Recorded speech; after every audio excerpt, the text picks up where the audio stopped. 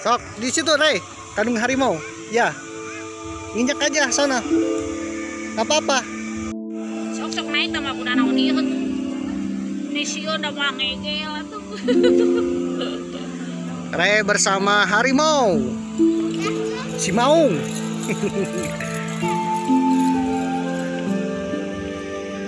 Sok, siap. 1, 2, 3. 1, 2, 3. 1, 2, 3.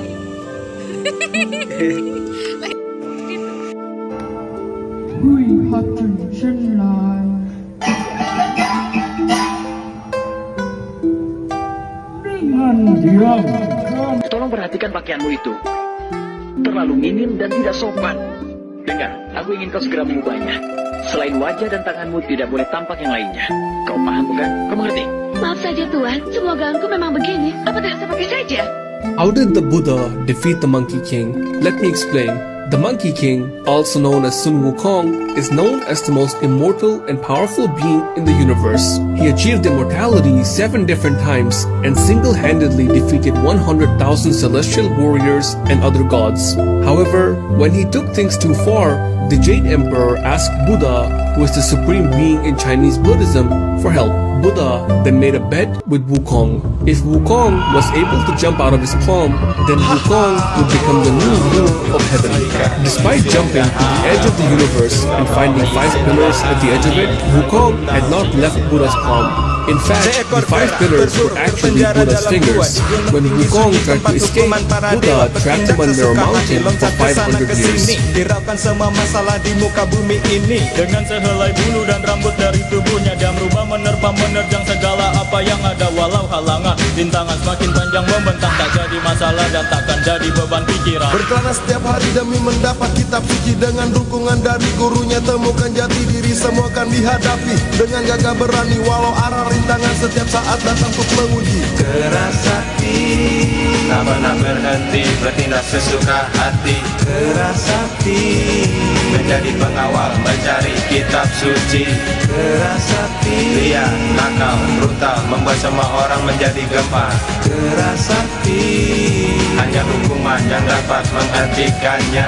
Walau halangan rintangan membentang, tak jadi masalah dan tak jadi beban pikiran. Keras hati, tak pernah berhenti, bertindak sesuka hati. Keras hati, menjadi pengawal, mencari kitab suci.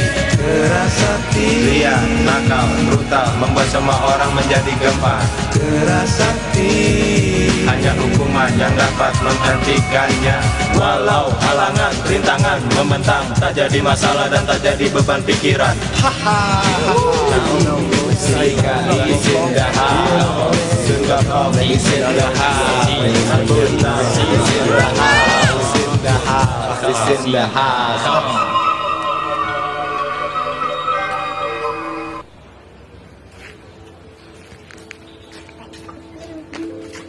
Masih jalan-jalan. Lagi makan ya? Monyet!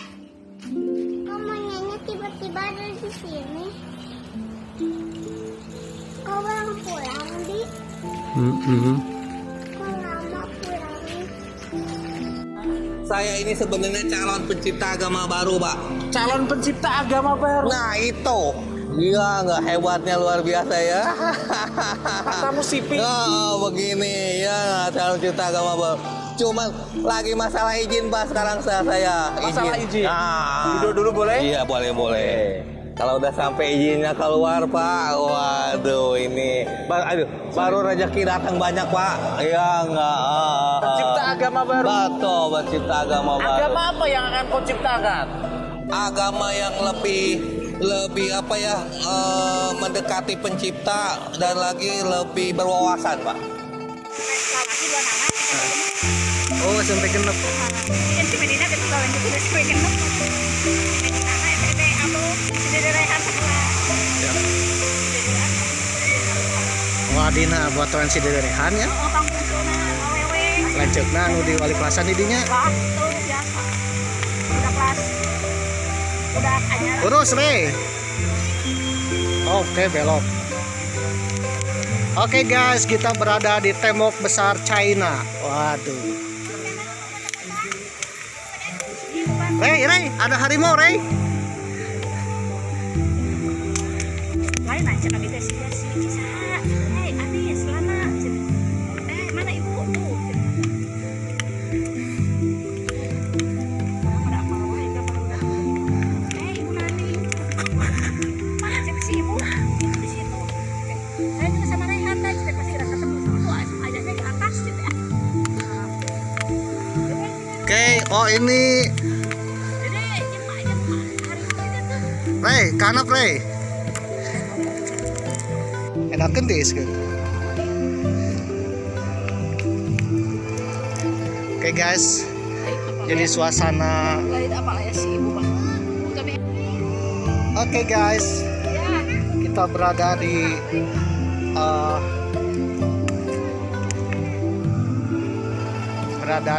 Karangresik. Kita jalan mana?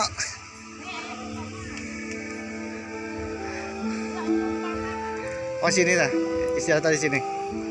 Istirahat.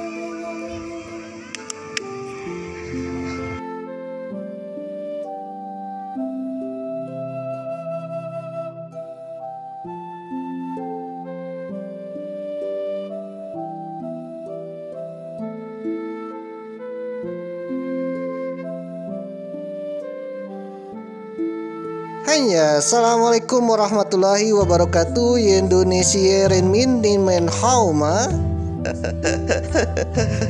Siwang ni jin jin tin yong zuan jing yang kang bo chi ring king. Hao ba, ji xing se kuang ge. Kebetulan Cicing Susu sedang berada di satu wahana yang ada di Karangresik, tepatnya di kota Beijing.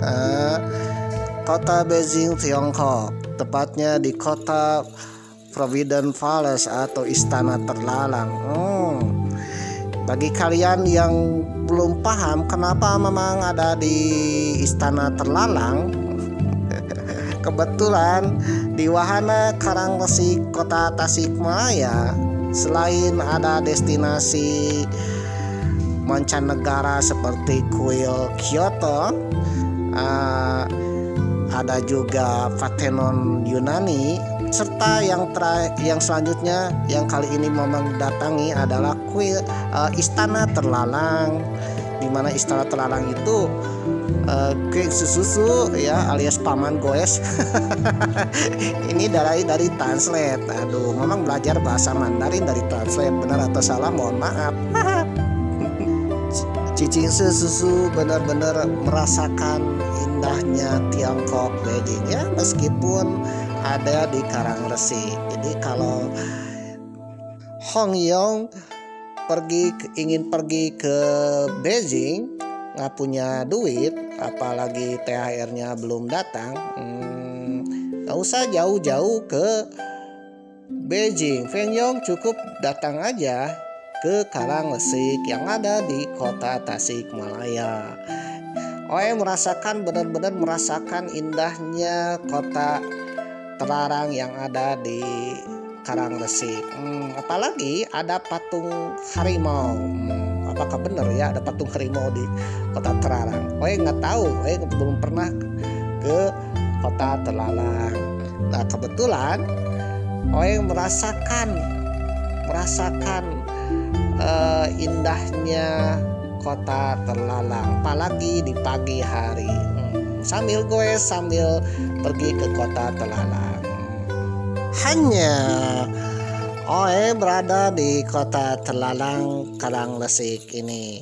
Kebetulan video ini tayang bertepatan dengan bulan suci Ramadan buat umat Islam di tahun 2024. Peyong Cicing Susu mengucapkan selamat menunaikan ibadah puasa. Mudah-mudahan kita semua yang sedang berpuasa di bulan suci Ramadan ini mendapatkan berkah, hidayah, mendapatkan rezeki, mendapatkan pahala, mendapatkan juga ampunan dosa.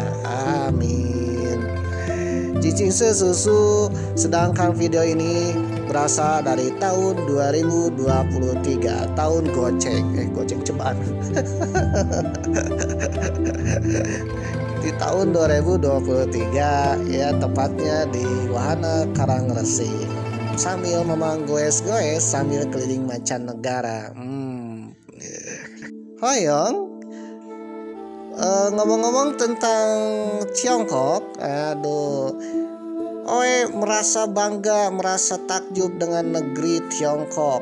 Kalau sekarang mungkin dikenal dengan tirai bambu, karena sejak zaman dahulu sampai sekarang, Tiongkok itu negara besar, negara maju, negara modern.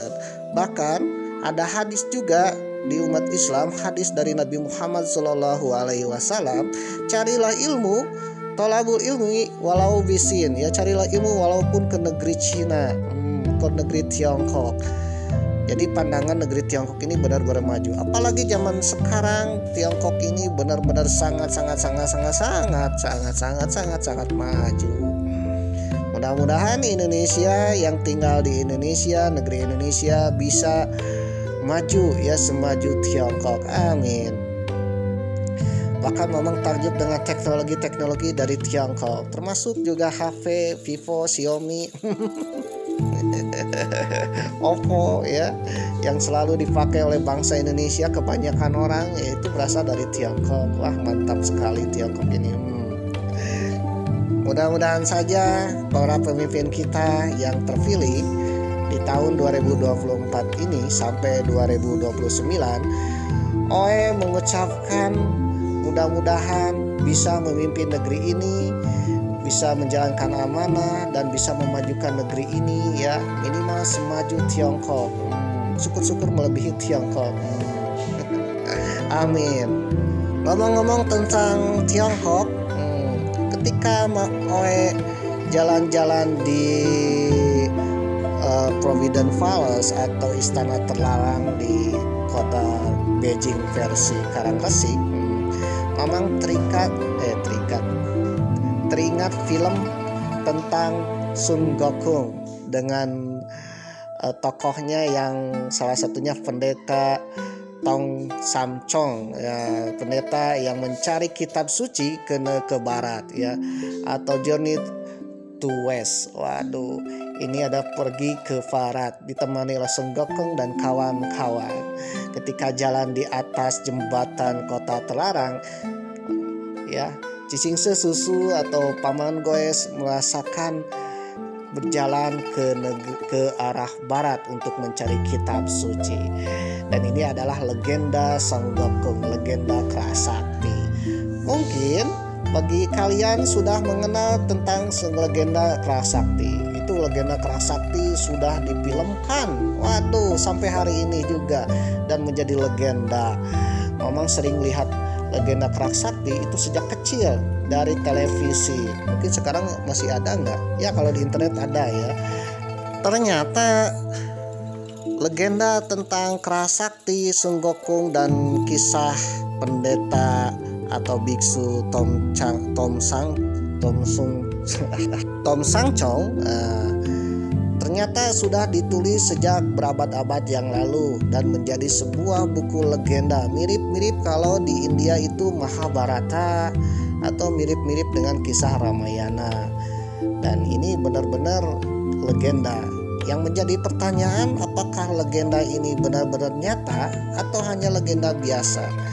Dan ingat, film Sun Gokong ini juga bisa sudah dibuat secara animasi, mirip-mirip dengan Samurai X. Oke, Goes Mania, kali ini Uncle Goes, Cicingse Susu alias Uncle Goes dari Translate Google Translate ya, memang belajar bahasa Mandarin dari Google Translate, benar atau salah mohon maaf ya. Jadi kita akan bahas tentang perjalanan pendeta Tong Sam Chong ya, legenda pendeta Tong Sam Chong, dan juga apakah benar legenda Tong Sam Chong ini dulunya benar-benar nyata, bukan sekedar mitos atau misteri atau sekedar dongeng pemirsa. Hanya Para pemirsa goes masih ingat dengan film Kerasakti dan perjalanan mengambil kitab suci ke barat. Film ini sempat populer di tahun 1990-an sampai tahun 2000 di TV-TV Indonesia. Sebenarnya tidak banyak yang mengetahui bahwa perjalanan ke barat mengambil kitab suci adalah cerita sejarah aktual yang sudah diadaptasi menjadi cerita novel sejak zaman dinasti Ming di Cina. Waduh. Jadi kalau kalian sedang menonton film Kerasakti yang sakti yang menghadapi banyak siluman, ketika menemani Biksu Tong untuk pergi ke barat, ternyata sakti-sakti itu adalah fiksi belaka. Tapi meskipun fiksi, itu diambil dari kisah nyata, ya, kisah aslinya pada masa dinasti Tang. Itu mirip dengan film Samurai X, di mana kisah Kenshi Himura itu diadaptasi dari kisah nyata Kawakami Gensai, seorang samurai pada masa Edo. Hanya legenda Journey to the West atau Kerasakti yang terkenal di Tiongkok. Tiongkok ini China ya, daratan Tiongkok. Legenda yang satu ini mungkin sudah tidak asing lagi, bukan hanya di negara Tiongkok, tapi juga di seluruh dunia, termasuk juga Indonesia. Beberapa milenial mungkin lebih mengenalnya atau mengingatnya dengan nama Kerasakti. Karena beberapa tahun yang lalu kisah ini pernah muncul di salah satu stasiun TV dan kerap diulang kembali. Salah satu TV-nya adalah MNC TV dan juga Indosiar. Salah satu karakter utamanya adalah Sun Gokong. Tentunya sudah melekat di kepala kita dan memiliki spot yang spesial di hati serta memori kita. Bukan selain Sun Gokong, karakter lainnya yang memiliki peran penting di serial ini adalah Biksu Tong yang selalu menemani Sun Gokong berjelajah ke barat mencari kitab suci. Namun yang menjadi salah satu pertanyaannya adalah apakah tokoh ini memang benar-benar pernah tinggal di Tiongkok atau hanya versi dongeng belaka. Karena mengingat saktinya Sun Gokong ini ya, itu melebihi Superman pemirsa. Bisa terbang, bisa menghalau bumi. Aduh, gimana nih? Berdasarkan beberapa sumber literatur yang ada, Tang Seng adalah biksu yang ditasbihkan saat beliau berusia 13 tahun dan hidup di Tiongkok sekitar tahun 602 sampai 664. Tang Seng tercatat sebagai biksu dan peziarah yang terbesar sepanjang sejarah dan hidup pada masa dinasti Tang di Tiongkok. Setelah beliau menjadi biksu, Tang Seng masih belum merasa puas dengan penjelasan serta ilmu yang ia dapat dari guru-guru pendahulunya. Untuk memuaskan rasa keingintahuannya akan ilmu agama Buddha, ia pun memutuskan untuk pergi ke barat. Barat ini nama kunonya India ya, kalau di Indonesia dikenal dengan Bharata, tempat lahirnya agama Buddha. Beberapa tahun setelah itu, Tang Seng akan mimpi yang membuatnya semakin yakin untuk melakukan perjalanan ke barat. Ia merencanakan perjalanan dengan baik karena ia harus pergi secara diam-diam dan tidak ketahuan oleh kaisar. Di sepanjang perjalanannya yang melalui jalur sutra, negara-negara yang berada di sekitar sana menginginkan Tang Seng untuk menetap di negara mereka.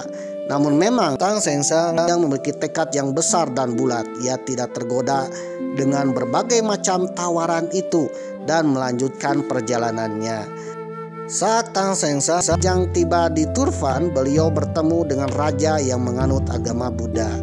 Raja tersebut memberikan saat Tang Seng buah surat pengantar dan memerintahkan 4 biksu dan 25 orang lainnya untuk menemani Tang Seng sampai tujuannya.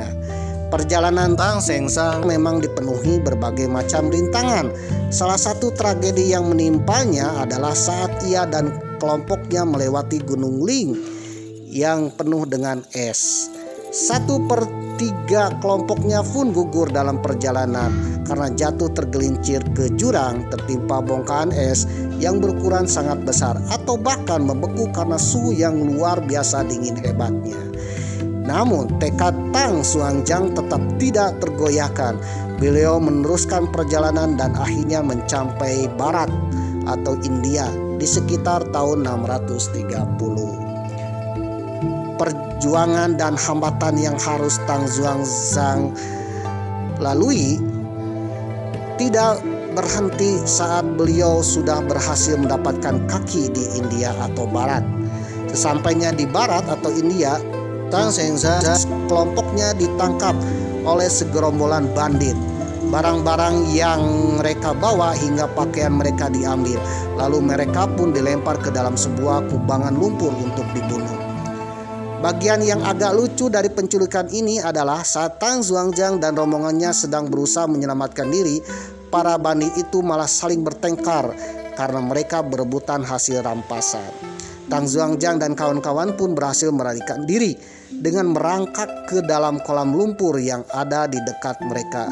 Ternyata lubang yang mereka lalui mengarah ke sebuah desa. Mereka pun meminta bantuan warga sekitar untuk mengusir dan melawan para bandit. Saat segala urusan dengan para bandit terselesaikan, Tang Xuanzang melanjutkan perjalanannya. Ia singgah di beberapa daerah dan kota di mana ia menghabiskan sebagian besar waktu hanya untuk belajar, mendatangi situs-situs Buddha dan bertemu biksu-biksu lokal untuk mempelajari hal baru. Di sekitar tahun 635 beliau pun mencapai tempat tujuan utamanya, Biara Nalanda atau yang dikenal dengan nama Universitas Nalanda. Kalau memang tahu, Nalanda ini dibuat oleh Sriwijaya, pemirsa. Dikutip dari artikel Link Us dengan judul artikelnya adalah Legenda Journey to the West, kerak sakti yang terkenal di Tiongkok.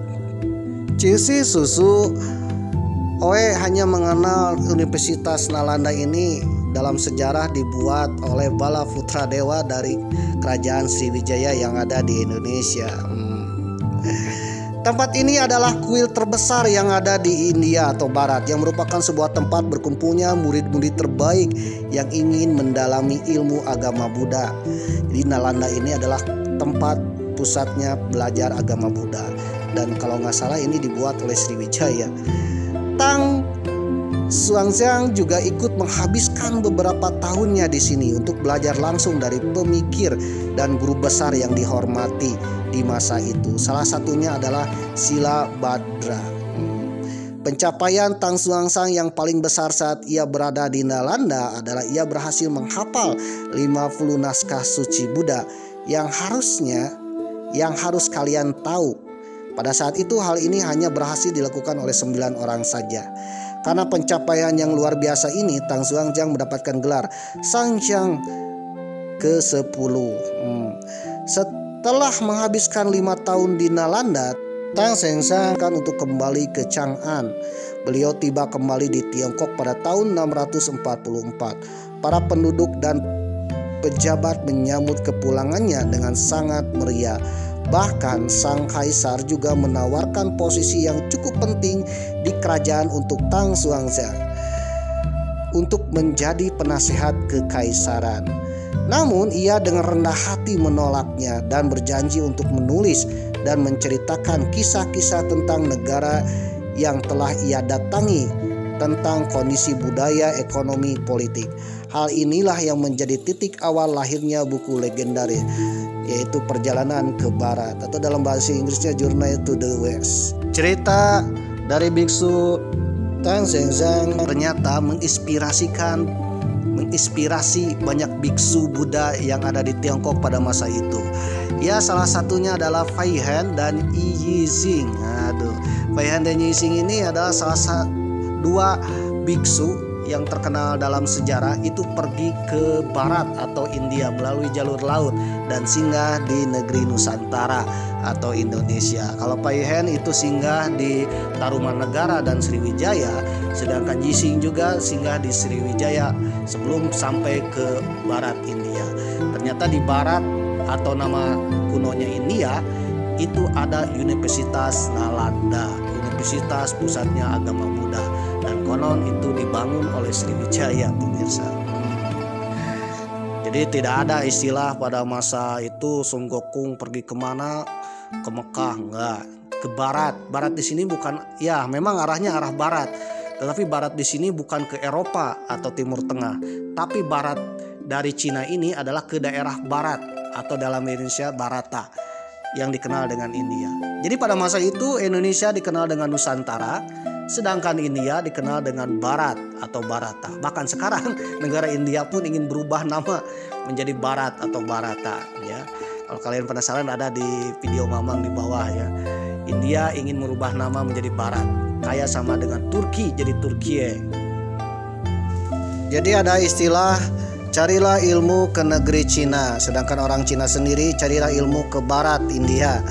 Dan di India ada Universitas Nalanda, dan salah satu investor pembangunan Universitas Nalanda sebagai pusat agama Buddha adalah Kerajaan Sriwijaya. Itu dibuktikan dengan adanya prasasti Nalanda, di mana Raja Balaputradewa membangun Universitas Nalanda.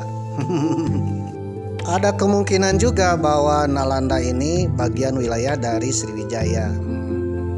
Kisah perjalanan ke barat dari cerita Tang Senzang yang berasal dari abad ke-8 Masehi ini ternyata ditulis ulang, ya, pada masa dinasti Ming, yaitu abad ke-16 dengan cerita perjalanan ke barat.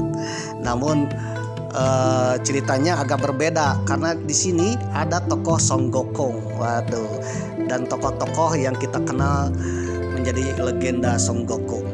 Hanya perjalanan ke barat, kisah perjalanan ke barat Tang Senzang 135 Masehi ternyata ditulis ulang, ya. Ternyata diceritakan kembali menjadi sebuah novel pada masa dinasti Ming. Perjalanan ke barat adalah sebuah karya sastra yang terkenal pada zaman dinasti Ming pada abad ke-16 Masehi, atau tepatnya 1592. Cerita tentang perjalanan ke barat itu ditulis oleh Wung Cheng-en. Perjalanan ke barat adalah sebuah karya sastra terkenal dari zaman dinasti Ming. Novel ini menceritakan banyak mitologi klasik, pertentangan antara baik dan buruk, yang bertemakan seorang pendeta dari zaman dinasti Tang yang mengambil kitab suci ke barat atau India.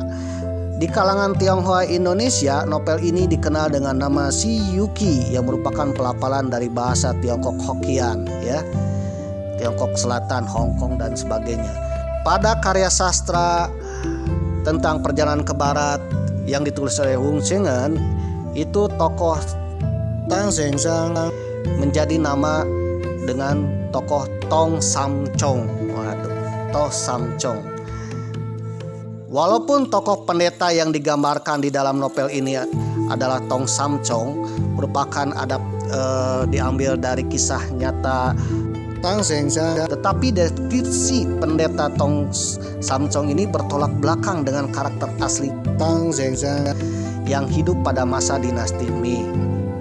Novel ini selesai ditulis oleh Wung Cheng-en sekitar pertengahan abad ke-16 dan kemudian populer sebagai bacaan di seluruh Tiongkok, dan juga merupakan salah satu dari 4 karya sastra terbaik dalam sejarah sastra Tionghoa bersama Kisah 3 Negara, Batas Air, dan Impian di Bilik Merah. Bahkan saking terkenalnya karya sastra Wung Cheng-en ini, ya, disadur ke berbagai macam bahasa, ke berbagai macam penulis, bahkan perspektif penulis pun agak-agak berubah, waduh, sehingga banyak versilah tentang Son Gokong. Tokoh-tokoh yang terkenal di dalam novel Perjalanan ke Barat karya Wung Cheng-en ini adalah yang pertama pendeta Tong Sam Chong yang diambil diadaptasi dari kisah nyata Tang Senzang, ya mirip Kenshi Himura diadaptasi atau diambil ceritanya dari kisah nyata Kawakami Gensai. Yang kedua, Son Gokong sebagai Raja Monyet, murid pertama. Dalam buku Perjalanan ke Barat atau dalam buku Journey To the West versi bahasa Inggrisnya dinyatakan bahwa Son Gokong ini amat gagah, senang sekali mengangkat tongkat sakti Ruyi Jingubang yang beratnya 13.500 kati atau 8.100 kg. Son Gokong adalah seorang pejuang mahir yang mampu melawan panglima-panglima hebat di kayangan. Dia juga menghafal berbagai mantra untuk menghembuskan angin, membelah air, menyulap lingkaran lindungan dari ancaman setan.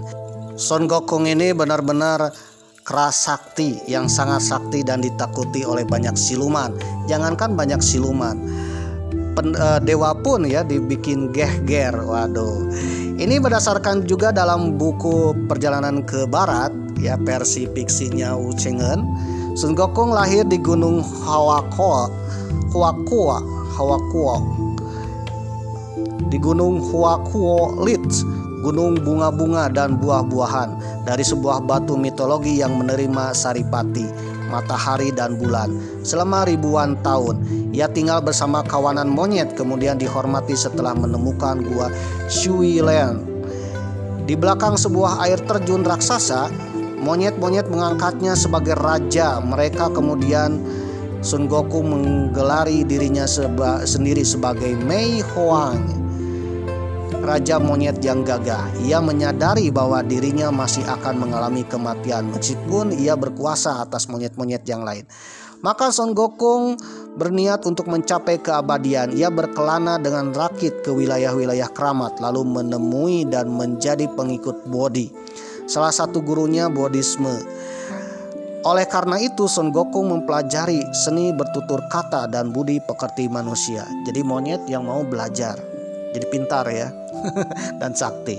Manusia juga kalau ingin belajar lebih sakti dari monyet. Pada mulanya Bodhi enggan menerima Son Gokong sebagai pengikutnya karena Son Gokong bukanlah manusia.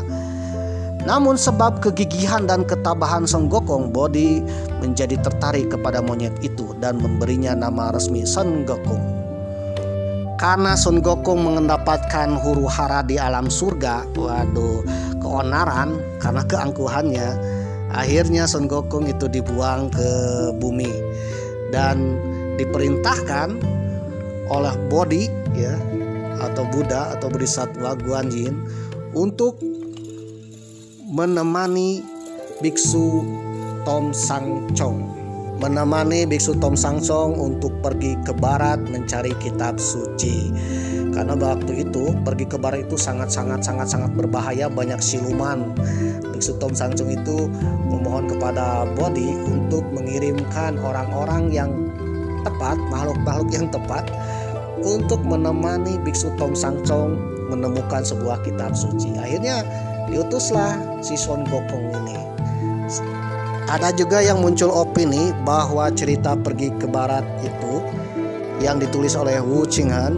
Wu Cheng'en ini mengambil tokoh Son Gokong karena terinspirasi dari cerita Ramayana dari India, yaitu tokoh Hanuman. Di dalam kalangan sastrawan Tiongkok sendiri juga terdapat pendapat yang mendukung opini ini, tetapi mayoritas menolak teori ini. Ada juga yang berpendapat bahwa Wu Cheng'en, seorang penulis novelis Perjalanan ke Barat versi fiksinya, itu tokoh Son Gokong ini terinspirasi dari Hanumannya Ramayana dari India. Karena baik Hanuman maupun Son Gokong sama-sama berasal dari Kra dan sama-sama sakti. Selain Son Gokong, tokoh lainnya yang menemani bisu Tom Sangchong ini adalah Zhu Baiji, juga disebut dengan Chu Wenang, adalah salah satu dari 3 pengikut Tong Samchong atau Tan Xuanzang yang karakternya utamanya dalam novel Perjalanan ke Barat versi Wu Cheng'en, yaitu bernama Chupatai. Chupatai ini berkarakter berwajah babi rakus penuh mempesona, raja rayuan, dan juga suka merayu wanita. Bahkan Dewi Bulan pun tunduk pada Chupatai ini. Waduh. Dan juga banyak akalnya dan pemalas. Lalu selanjutnya yang terakhir adalah Teman Song Gokong adalah muridnya Bisu Tong Samchong adalah Sa Wuying. Sa Wuying ini adalah salah satu dari 3 murid penziarah Buddha Tong Samchong. Dalam novel abad ke-16 Perjalanan ke Barat yang ditulis oleh Wu Cheng'en, nama dharma budayanya Sa Wuying yang diberikan kepada oleh Bodhisattva Yuguanyin berarti pasir yang sadar akan kemurnian.